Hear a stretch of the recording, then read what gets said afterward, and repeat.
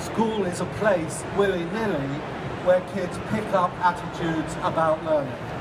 And the kinds of attitudes and values that there are in schools form this vitally important subtext of everything else that's going on. You can teach anything in school in a way that cumulatively builds young people's inclination to be passive, compliant, docile, dependent, and uncritical of information.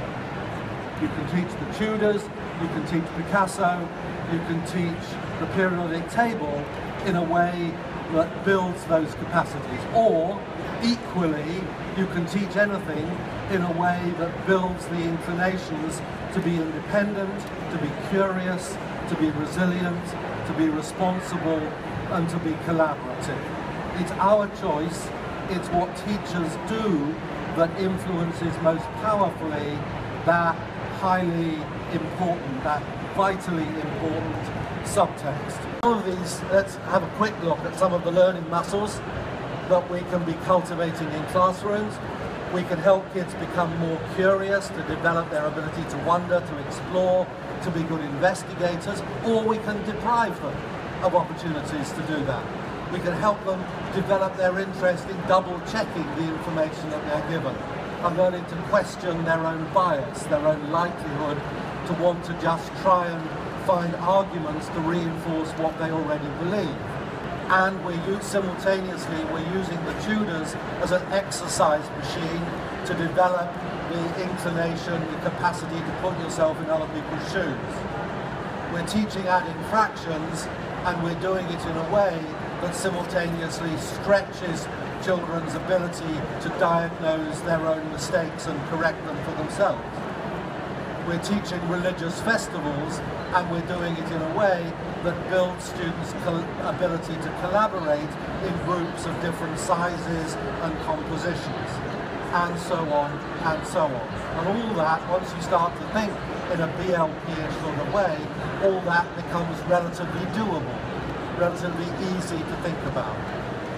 In a building learning power school, yes, you put Austin's fantastic scientific drawing of a tiger, swallowtail, butterfly, but you'll put his other drafts and attempts to get there because he's not only proud of where he's got, but he's really, really proud of the journey that took him there, proud of the process.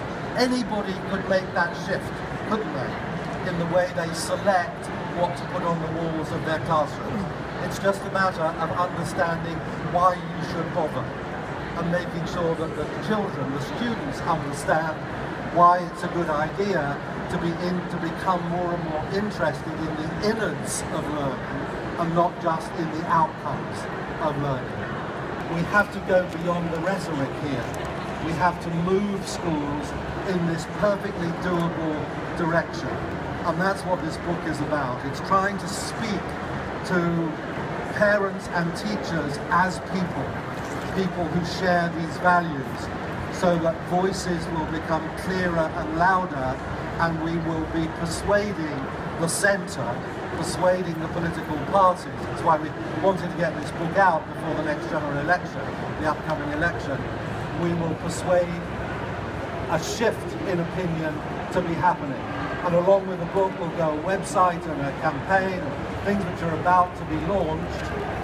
Have a look at Educating Ruby, hashtag, my attempt, our attempt to try and take this agenda seriously. There are others, but this is my best shot at helping schools do what can be done, and we all think, and hopefully many of you will think, must be done if we're really going to call ourselves 21st century educators. Thank you.